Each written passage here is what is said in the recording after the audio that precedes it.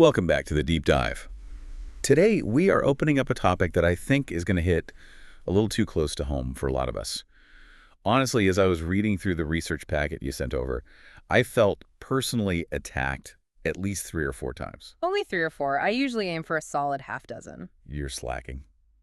But seriously, we're talking about that universal agonizing struggle of trying to change. We all know the script, right? It's January 1st. Or maybe it's just a random Tuesday where you catch a glimpse of yourself in a window and think that's it. The fresh start effect, it's a very potent psychological state. It's so potent. You get that surge. I am going to eat healthier. I am going to write that novel. I'm finally going to learn Italian. It feels incredibly powerful in the moment. It feels like the change has already happened just because you decided it should. Exactly. The decision feels like the win. So you buy the Rosetta Stone. You stock the fridge with kale and all sorts of green things. You buy the expensive running shoes. Of course. You have to have the gear. You have to have the gear. And then, what, 2 weeks go by? If you're lucky. I mean, the data shows the drop-off curve is usually much, much steeper than that. Right. So the shoes end up buried under a pile of laundry. The kale turns into this sad brown sludge in the crisper drawer, which, by the way, is a smell that haunts my dreams. And the Italian lessons, they remain permanently on chapter 1. Hello. Ciao. Ciao. And then comes the shame. That's the worst part, isn't it? It's the post-failure narrative we tell ourselves. Yeah. We start asking, what is wrong with me? We look at people who seem to have it all together, and we just assume they have something we don't. We tell ourselves, I'm lazy. Or, I just don't have enough willpower. We treat it like a character defect. A moral failing. It's the default assumption, I think. We think behavior change is a matter of, moral fortitude. If you were a better person, you'd just go for the run. You'd eat the salad. Yeah. But the source material we're diving into today, which, it spans from a landmark British health study all the way to the philosophy of the French Enlightenment, it suggests that this moral failing theory is completely, utterly wrong. This is the part I loved. This core idea that our failure to stick to habits isn't because we're weak. It's not a motivation problem, it's a clarity problem. That is the single most important distinction we need to make today. We tend to rely on motivation, which is an emotion. And like all emotions, it ebbs and flows. It's just not reliable. It's a fair weather friend. A total fair weather friend. The research shows that the people who succeed, they aren't the ones with the most burning desire. They're the ones who have swapped motivation for clarity. They know precisely when, where, and how they are going to act. So we're going to unpack that. We have a lot to get through today. We're going to look at a 2001 study from Great Britain that I think effectively kills the whole I just need to be more inspired argument. It really does. Then we've got some fantastic strategies from BJ Fogg, who runs the Behavior Design Lab at Stanford. And we have a very strange, very fascinating story about a French philosopher named Denis Diderot and a scarlet robe that apparently ruined his life. The Diderot effect. It's one of the most powerful and, frankly, kind of sneaky examples of how our environment bullies us into behaviors we never planned on. I want to start with the science, though. Let's dig into this British study, because I think so many people listening, and I'm including myself here, have spent years trying to motivate ourselves into better habits. We watch the YouTube videos, we listen to the hype music, we put the poster on the wall. Does any of that actually work? Well, let's look at the data. Yeah. This study was published in the British Journal of Health Psychology back in 2001. The researchers wanted to see if they could get a group of people, 248 adults to be exact, to build a consistent exercise habit over a 2-week period. And 248 people, that's a decent sample size for this kind of behavioral study, right? It is, yeah. It's robust enough to give you some real confidence in the results. And exercise is the perfect variable to test. Why exercise? Because almost everyone wants to do it, almost everyone knows it's good for them, and almost everyone struggles to actually do it. It's the white whale of habit formation. The ultimate intention-behavior gap. Exactly. So how did they set it up? They divided the participants into 3 distinct groups. And the way they differentiated these groups is, it's really the key to understanding the whole thing. Okay, lay it out for me. Group 1. Group 1 was the control group. The researchers basically just said, okay, for the next 2 weeks, we want you to track how often you exercise. That's it. Just track it. No advice, no nothing. Just track it. No advice, no pressure. This gives us a baseline. It tells us what happens when people are just, passively observing their own behavior without any intervention. Right. What's the default state of human effort? Probably low. Often, yes. Okay, so then we have group 2. This is the group that I feel represents like 90% of the self-help industry. A motivation is everything group. This is the motivation group. Or, more accurately, you could call it the education and motivation group. The researchers didn't just ask them to track their workouts. They brought them into a room, sat them down, and gave them a full-on presentation about the benefits of exercise. And what kind of benefits are we talking about? Were they just saying it's good for you? No, they got specific. They went for the heavy hitters. They explained in detail how regular exercise reduces the risk of coronary heart disease. They showed them data on heart health, longevity. They even talked about the biological mechanisms of how working out actually improves your cardiovascular system. So they tried to scare them straight, essentially. Right. Or at least logic them straight into exercising. Exactly. This is the find your why approach. We always hear that, right? Yeah. You have to find your why. Constantly. It's the first chapter of every book on the topic. And the hypothesis for group 2 is that if you sufficiently increase the value of the behavior, if you make people understand that not exercising could literally kill them, they will be more likely to take action. It's the rational actor model of human behavior. If I know X is good for me, I will do X. It makes perfect sense on paper. I know that if I don't run, my heart gets weaker, therefore, I should run. So, you have group 1, just tracking, group 2, tracking, plus a high-octane dose of motivation. And then there's group 3. Group 3, the planners. Now, this part is crucial. Group 3 received the exact same motivational presentation as Group 2. Okay, so they were just as motivated theoretically. They had the same why. Theoretically, yes. They sat through the same lecture on heart disease. They were just as educated and, hopefully just as inspired. But the researchers added one tiny, tiny little instruction at the end. What was it? They asked Group 3 to formulate a specific plan. They had to complete a single sentence. It was, during the next week, I will partake in at least 20 minutes of vigorous exercise on day at time and place. That's it. Just fill in the blanks. That is it. Fill in the blanks. No financial incentive, no accountability buddy calling them at 5 a.m. Just a sentence. Okay, let's talk results. Because I think if you stop someone on the street and asked, who is going to work out more? The person who just got a lecture on how they're going to get a heart attack or the person who filled out a little form, most people would bet on the heart attack lecture. Fear is a strong driver. You would think so. We put a lot of faith in fear and inspiration as motivators, but the results were staggering is not too strong a word. Okay. Let's look at Group 1, the control group, the trackers. In that 2-week period, 35% of them exercised at least once per week. Okay. Roughly 1 in 3. That sounds about right for the general population just kind of winging it. It is. Now, Group 2, the ones who were motivated, the ones who knew the health risks, who had the why burning in their minds. What's your guess? I mean, it's got to be higher. I hope for at least 50%, maybe 60. 38%. Wait, say that again? 35% for the control group, 38% for the motivation group. So the motivational speech did nothing. A 3% bump. A statistically insignificant difference. It basically did nothing. That is actually shocking. It moved the needle by 3 percentage points. And this is the first bombshell of the study. We drastically overestimate the power of motivation. Knowing why you should do something, even if that why is literally a matter of life and death, had almost zero impact on whether people actually did it. That's so depressing, but also weirdly validating. It explains why I can read an entire book on the dangers of sugar and then immediately eat a donut.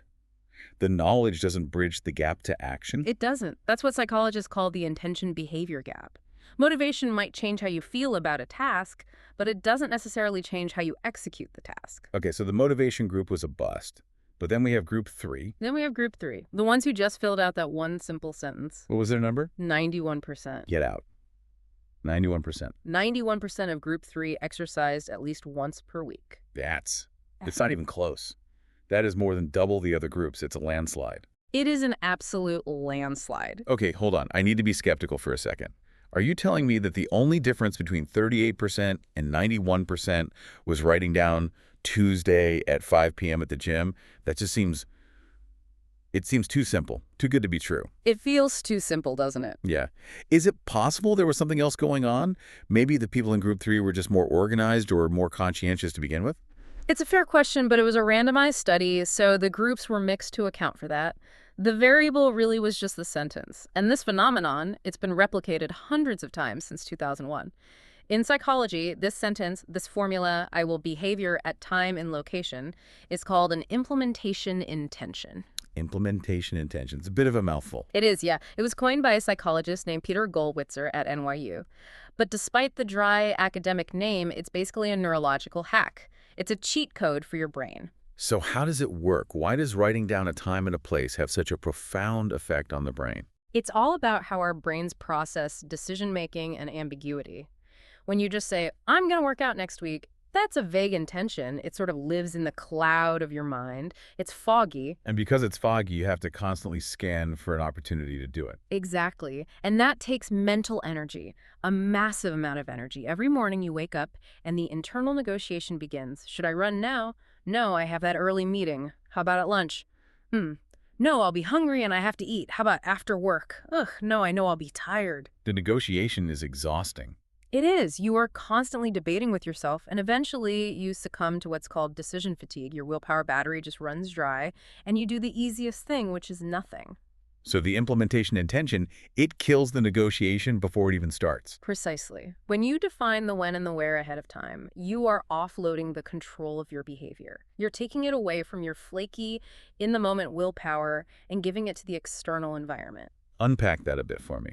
Offloading control to the environment. What does that mean? It means you are creating a stimulus-response link in your brain, almost like a computer program. If this, then that. You're telling your basal ganglia, that's the part of the brain that handles automatic behaviors, like habits. When the clock strikes 5 p.m., the cue, I will be at the gym, the response. So when 5 p.m. arrives, there is no thinking required. Zero. The decision was already made yesterday when you were calm and rational. Your only job now is to execute the plan. You just follow the script. You're turning yourself into a robot, basically. Yeah. In a good way. You're automating the start. And let's be honest, the start is always the hardest part. Getting your shoes on is harder than the run itself. That makes so much sense why this crushed the motivation group. Motivation is totally dependent on how you feel in the moment. And in the moment, at 5 p.m., I usually feel like sitting on the couch and watching TV. Right. But a plan doesn't care how you feel. The calendar notification for gym doesn't ask you if you're feeling it today. It just tells you it's time to go. It's objective. It's objective. And the data bears this out across so many different fields. It's not just for exercise. The source material mentions studies on everything from like recycling to medical adherence. Oh yeah, the medical one was really interesting. I think it was about getting flu shots. That's right. There was a huge study involving thousands of employees at a company. They sent out reminders to everyone to get their annual flu shot. But for one group, the flyer they sent included a little blank space. It just said, write down the date and time you plan to get your vaccination. And I'm guessing that increased the turnout. Significantly. Just the simple act of looking at a calendar and picking a slot, okay, Thursday at 1:15 p.m., it converted a vague, I should probably do that, into a concrete, I am doing that. It puts it on the schedule. It makes it real. It makes it real. And they found it works for colonoscopies. It works for people remembering to take their medication every day. It's incredibly powerful. There was also a study about voting that you sent over. This one feels really important because voting is one of those things where everyone says they're going to do it, but the actual turnout is often disappointingly low. Exactly. And standard get out the vote campaigns, they look a lot like Group 2 from our British study. They try to motivate you. It's your civic duty. The stakes have never been higher. Which, it works if you're already politically fired up, maybe. But if you're busy or overwhelmed... It just becomes noise. Yeah. So researchers found that if they called potential voters and asked standard questions like, do you think voting is important? It didn't really change turnout much. Sure. But if they called and asked 3 specific planning-oriented questions, turnout shot up. The questions were, what time will you vote? Where will you be coming from right before you vote? And how will you get there? How will you get there? That's the kicker, isn't it? It's the kicker. Because it forces a mental rehearsal. You have to stop and think, okay, I'll be coming from work, so I'll be on the bus. Wait, the polling place is 4 blocks from the bus stop. The forecast says rain. I should probably bring my umbrella. You're pre-living the entire scenario. You're troubleshooting the problems before they happen. You're visualizing the obstacles. Mm-hmm. And by visualizing the path, you make the behavior feel tangible and inevitable. The fog lifts. That metaphor of the fog really stuck with me from the reading. We walk around with all these foggy notions. I want to be rich. I want to be fit. I want a clean house. But fog is intangible. You can't grab it. You can't. An implementation intention is like a powerful wind that just blows all that fog away and leaves you with a clear, simple map from A to B. That's a beautiful way to put it. And there's one more hidden benefit to this kind of specificity that we haven't touched on. It gives you a shield against distraction. Well, let's say your goal is just, I will write more. That's a foggy notion. So if a friend calls you at 10 a.m. and says, hey, want to grab a coffee? You think, sure, why not? I can always write later. And later is the land where all good intentions go to die. It never comes. Right. But if your implementation intention was, I will write from 9 a.m. to 11 a.m. in my home office, and that friend calls you at 10, now you have a hard conflict.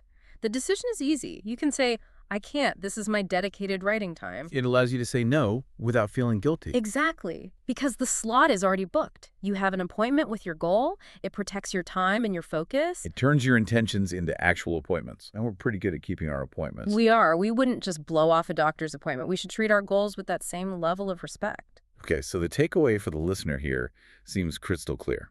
If you're struggling to start something, stop trying to hype yourself up. Stop waiting for inspiration. Just take out a piece of paper or open the Notes app on your phone and write, I will behavior at time and place. That is step one. That is the foundational move. I'm going to play devil's advocate here for a minute. That formula, it relies very heavily on time. At 5 p.m., at 7 a.m. That works great if you have a predictable 9-to-5 life. But what if you're a new parent or a freelancer where every single day is different, or just someone who is, chronically chaotic? It's a very valid critique. Time-based triggers can be fragile. They are not for everyone, and they are not for every situation.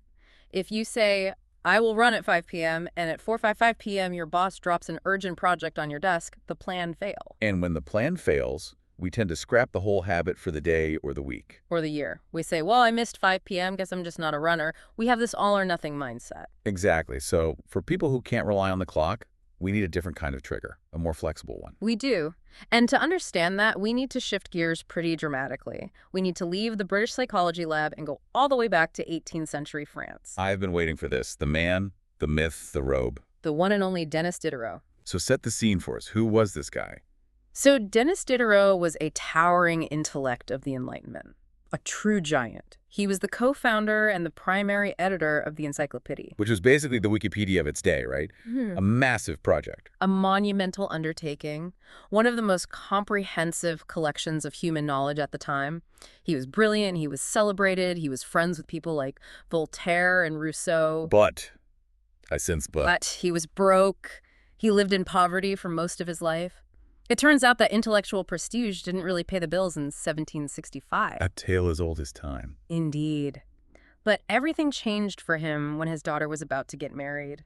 He couldn't afford a dowry, which in those days was a pretty serious social disaster. Enter the Deus Ex Machina. A very powerful one, Catherine the Great, the Empress of Russia. She heard about Diderot's financial problems. She was a huge admirer of his work, a real fan, so she offered to buy his entire personal library from him for £1,000. Which sounds like nothing to us, but adjusted for inflation. It's a huge sum. It's roughly $150,000 today, maybe even more, depending on how you calculate it.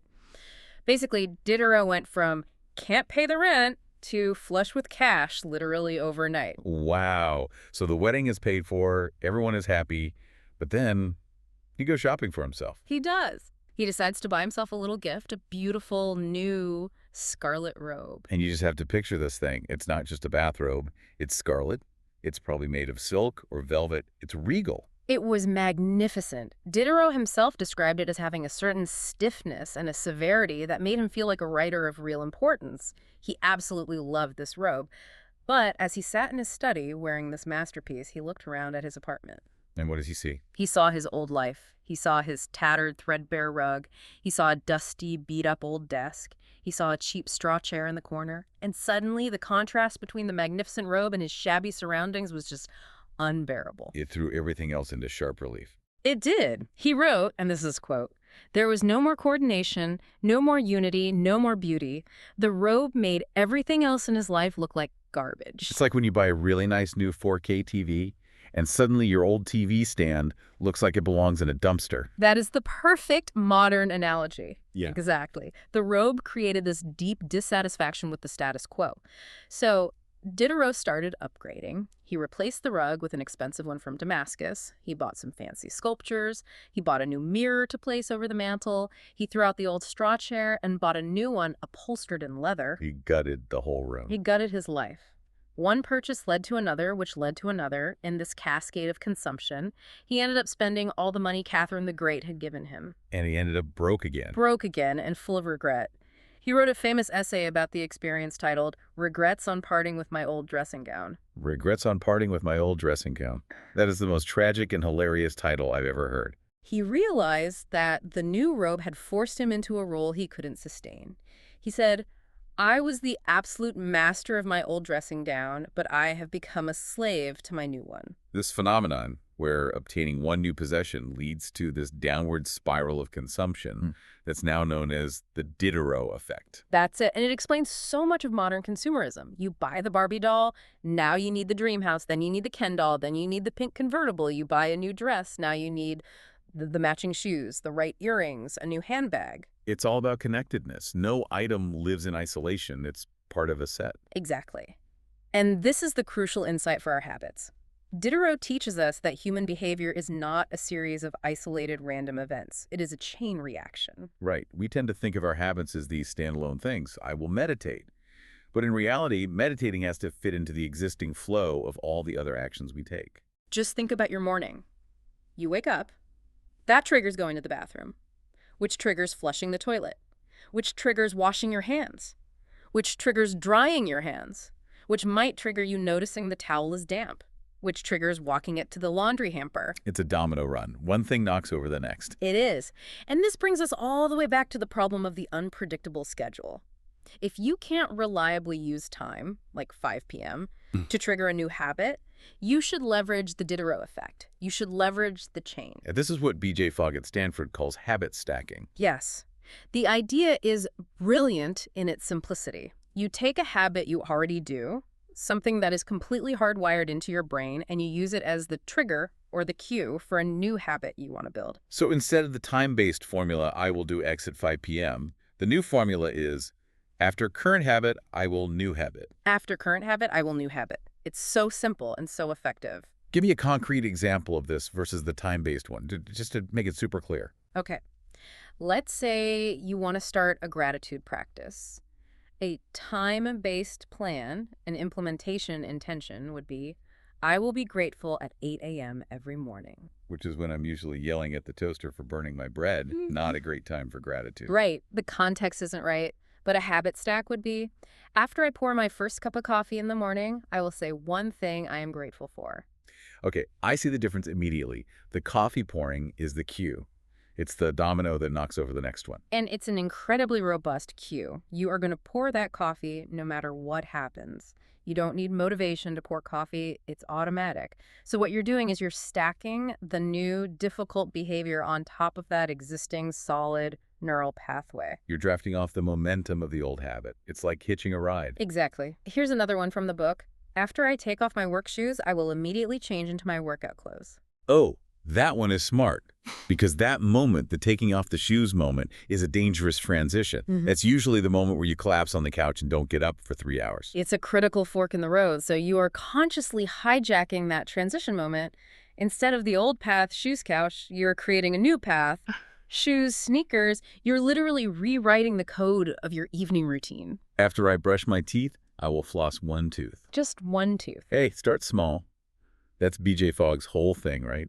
Tiny habits. Make it so easy you can't say no. It is. And you're right, flossing one tooth almost always leads to flossing them all. But the initial commitment is laughably small. There's no friction. So why does this work better neurologically than just, trying to remember to do something? It's because of a process called synaptic pruning. Our brains are efficiency machines. We have these thick, strong, well-traveled neural connections for things we do every day, brushing teeth, making coffee, driving to work. We have very thin, weak connections for new things we want to do, like meditating. By linking the new thing directly to the old thing, you're borrowing the strength of that existing connection. You're telling your brain, hey, when this big, strong coffee neuron fires, I want you to fire this little meditation neuron right after it. Over time, that connection gets stronger and stronger. You're building a bridge between the two habits. rather than trying to build a new road from scratch. Exactly. But, and here is where so many people mess it up, you have to be incredibly specific with your cue. Specificity again.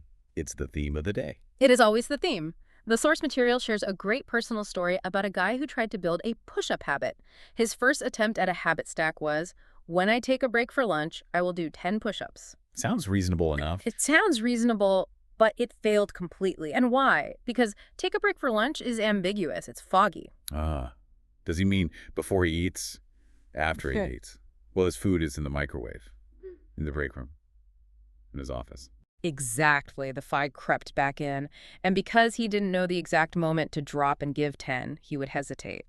And hesitation is the death of a new habit. The moment you hesitate, the negotiation starts again and you lose. So what did he do? How did he fix it? He changed the stack. He made the cue crystal clear. His new stack was, when I close my laptop for lunch, I will do 10 push-ups next to my desk. When I close my laptop, that's not a time window. That's a physical event. It's a click. It's click. Laptop closes, push-ups start. There is no gray area. There is no room for negotiation. So for the listeners trying to design these for themselves, you need a cue that is an event, not a vague period of time. A very specific, discrete event. Read more is not a cue. When I put my head on the pillow at night is a cue. Okay, so how do we find these cues in our own lives? Because I feel like I just go through my day in a zombie trance half the time. I don't even know what my current habits are. The source recommends a really simple but powerful exercise, creating a habit scorecard. Basically, you just sit down and map out your day from the moment you wake up to the moment you go to sleep. And what do you write down? You create 2 columns. Column 1 is habits. These are the things you do every single day without fail. Brush teeth, shower, get dressed, make coffee, tie shoes, flush the toilet. Automatic stuff. The totally automatic stuff. Then column 2 is events. These are things that happen to you every day. The sun comes up, you get a text message, a song ends on the radio, your favorite TV show starts, the traffic light turns green. Oh, the traffic light turns green. That's a good one. You could stack something on that. When the light turns green, I will take one deep breath before hitting the gas. Perfect. That's a fantastic stress reduction stack you could do a dozen times a day. Once you have this list of habits and events, you have a menu of potential triggers. You can look at your new desired habit, say learning Spanish vocabulary, and ask, okay, where on this list does this fit? Maybe. After I flush the toilet, I will learn one Spanish word from my app. Great. I mean, sure, if you have your phone on you, which, let's be honest, almost everyone does these days, the context is there. Don't judge my bathroom learning. But there is a trap here, right? You can't just pick any trigger from the list. There are some rules. 2 big rules. The first is frequency matching. This is a super common mistake. People will say something like, after I take out the recycling, I will practice guitar. But you only take out the recycling once a week on Tuesday night. Exactly. So now you're only practicing guitar once a week. You're not going to become a rock star that way. You need to match the frequency, a daily trigger for a daily habit. And the second rule must be about context. Context is king. I can't say, after I wake up, I will write 500 words if my morning involves getting 2 screaming toddlers dressed, fed, and ready for school. That is setting yourself up for complete and total failure. The environment is hostile to that habit. It's hostile. You need to stack a high-focus habit, like writing in a high-calm time. Maybe the writing stack is, after I drop the kids at school and park the car back at home, I will write for 15 minutes. Use the silence of the empty house. That's smart. You have to work with the reality of your life, not against it. You can't just wish your life was different. You have to design for the life you actually have. Okay, so we've got the basics stacked down. After A, I will do B. But we can get fancier than this. We can go full Diderot and build a whole chain reaction. We can chain them. This is how you build a powerful morning routine or an evening routine. People think a routine is one big monolithic thing. It's not. It's just a stack of tiny, interconnected habits. Walk us through what a chain might look like. A morning routine, for example. Okay. A good one could be, After I turn off my alarm, I will drink a full glass of water sitting on my nightstand. after I drink my water, I will get out of bed and make my bed. After I make my bed, I will walk to the kitchen and pour my coffee. After I pour my coffee, I will meditate for 60 seconds. After I meditate, I will open my journal and write my top 3 priorities for the day. So the end of one habit becomes the immediate trigger for the next one. It's a seamless flow. Yes. And notice the order there is really important. Most people wake up and immediately grab their phone to check email. Then they get sucked into other people's problems and fires, and they never get around to meditating or planning their own day. But in this chain, email isn't even mentioned. Not yet. Maybe the final link in the chain is, after I write my priorities, I will open my email. By stacking email at the end of the chain, you force yourself to do the important proactive stuff first. You're using the desire to check email as a reward, almost. I can't check my messages until I've done my breathing and planning. Exactly. You are designing the flow. You are the architect of your own personal Diderot effect. Instead of the scarlet robe making you buy a new rug, the coffee is making you meditate. I also love the idea from the source material about inserting into the middle. This seems perfect for when you want to disrupt an existing bad habit. Yes, this is a bit more of an advanced move. Let's say your current automatic evening routine is come home from work, collapse on the couch, turn on the TV, mindlessly eat a bag of It's chips. familiar. You want to stop eating the junk food, but the momentum is just too strong once you're on that couch with the TV on. The couch is the point of no return. So you insert a wedge earlier in the chain. You design a new routine, Yeah. come home from work, walk straight to the bedroom and change out of your work clothes. Walk into the kitchen and drink a full glass of water. Yeah. Then you can sit on the couch. You're breaking the pattern. You're creating a circuit breaker. You're resetting the room. Just the act of changing clothes and drinking water has shifted your physical and mental state. You might still watch TV, but you've broken that mindless, automatic slide into the potato chips. You've given yourself a moment to make a better choice. There's one last category of stacks mentioned in the research that I think is really cool and maybe the most flexible. They call them general habit stacks or sometimes identity stacks. These aren't about a specific time or a specific preceding habit, but a specific situation. Right. These are more like rules of thumb. They act like little algorithms for your life that run when a certain condition is met. Give us some examples of these. Okay, a classic one for personal finances. When I want to buy something non-essential that costs over $100, I will wait 24 hours before buying it. That's a great one. It cools down the hot, emotional, impulsive brain and lets the rational brain take over. Exactly. You don't have to decide in the store whether you really need it. The rule decides for you. The condition is met. It's over $100, so you walk away. It removes the willpower from the equation. How about this one for social situations? When I walk into a party, I will introduce myself to the first person I see who isn't busy. That is a brilliant social anxiety hack. Yeah. It completely removes that awkward hovering by the snacks, trying to figure out how to join a conversation. It gives you a simple, immediate action plan. Here's one for health. When I serve myself dinner, I will always put the vegetables on my plate first. Simple. But so effective. It's a form of portion control. You fill up half your plate with the good stuff before you even get to the starches or proteins. It's not a diet, it's just an ordering principle. Or one for just not losing your stuff. When I get up to leave a public place, a cafe or restaurant, I will look back at the table to make sure I didn't leave anything. I use that one religiously, the look back rule. It has saved my phone, my wallet, and my keys a dozen times over. These feel less like habits in the traditional sense and more like operating principles for your life. They are. And each time you follow one of these rules, you are casting a small vote for the kind of person you want to be. I am the kind of person who eats veggies first. I am the kind of person who is fiscally responsible. I am the kind of person who is outgoing. So we have covered a ton of ground today. Let's try to bring it all together. We started with the depressing but also kind of liberating realization that motivation is a fair weather friend. It's not something we can rely on. We look at that 2001 British study, which was just a knockout punch to the idea of motivation. It showed that the planners in Group 3 crushed the motivated in Group 2 by a nearly 3-to-1 margin. Then we talked about the solution for that, the implementation intention. That simple formula, I will behavior at time in location. This is your weapon against the fog of vague intentions.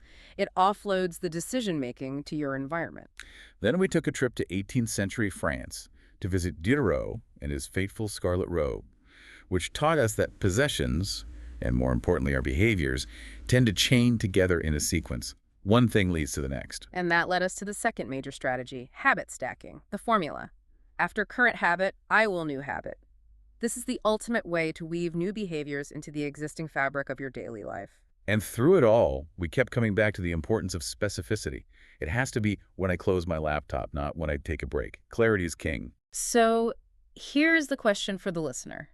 And for me, honestly, We all have that thing, that one habit we've been meaning to start for months or even years, the thing that we're waiting to feel motivated to do. What is the immediate, actionable next step after listening to this? The step is to stop waiting. Stop hoping that the mood will strike you. As the saying goes, inspiration is for amateurs. The rest of us just show up and get to work. You need to pick one tiny thing. Just one. Don't try to change your whole life tomorrow. Don't go out and buy a scarlet robe and try to remodel the whole house at once. Exactly. No, just buy a nice new pair of socks. Start there. Pick one habit and write the sentence. Either an implementation intention or a habit stack. After I brush my teeth tonight, I will floss one tooth. After I pour my morning coffee tomorrow, I will write one sentence in a journal. Make it so small and so clear that it's impossible to fail.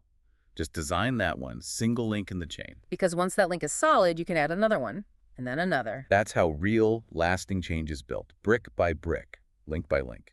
It brings me back to that final thought about Diderot. We usually see his story as a simple cautionary tale about consumerism. Don't let your possessions own you. And that's true, of course.